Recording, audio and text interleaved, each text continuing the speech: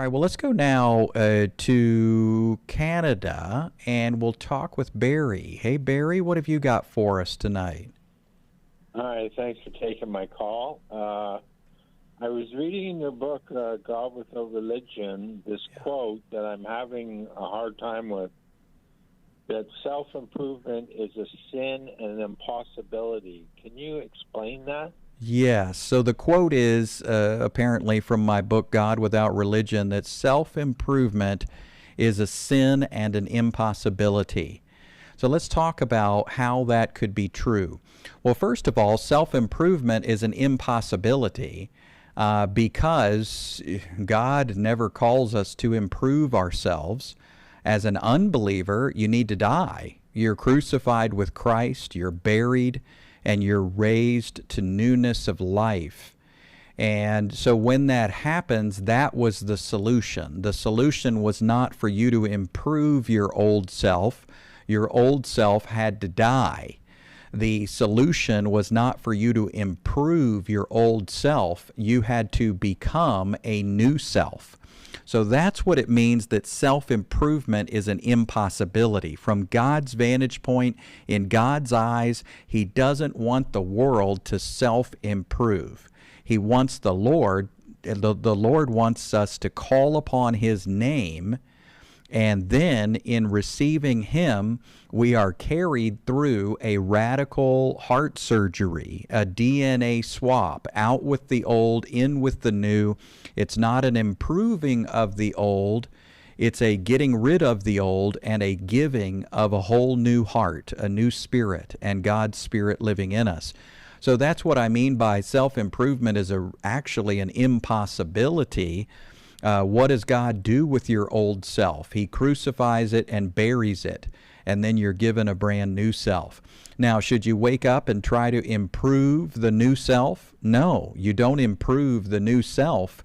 The new self is going to heaven.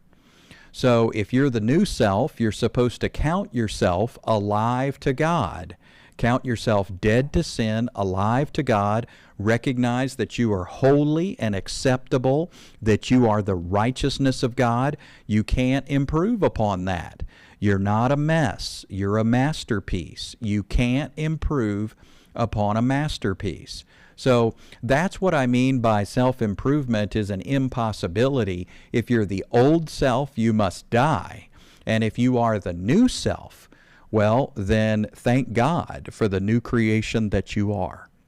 Now, concerning it being a sin, self-improvement is a sin. Absolutely it is. Think about Galatians chapter 3, having begun by the Spirit, are you now being perfected by human effort? And so Paul chastises the Galatians. He chastises them because they started one way, that is with the Spirit, and then they decided to move over into self-improvement as the way forward. And the Apostle Paul is saying, no, it's not the way. Self-improvement or any attempt at trying to improve yourself through any sort of human effort is a sin, because anything that's not of faith is sin. And without faith, it is impossible to please God. So God doesn't want you to improve yourself. He wants you to count yourself alive. He doesn't want you to improve yourself. He wants you to agree with Him about you being the new self. So this is a very different approach than popular religion teaches. I'm very aware that you could have heard 5 programs today or 30 programs this month. Other voices, other leaders, teachers, pastors who might disagree. They say, no, self-improvement is important. And maybe they might say you need to make sure that you're pleasing God through self-improvement. But we have to remember what the gospel is. The gospel is just as you received Him, so walk in Him. So you walk in Him the same way that you received Him. Having begun by the Spirit, you continue in the same way. So, how did you get started? Did you get started through self-improvement? No, you did not. You said, Lord Jesus Christ, take my life, crucify me with Christ, bury me with Christ, and give me new life. Maybe you didn't say all those words, but that's exactly what God did.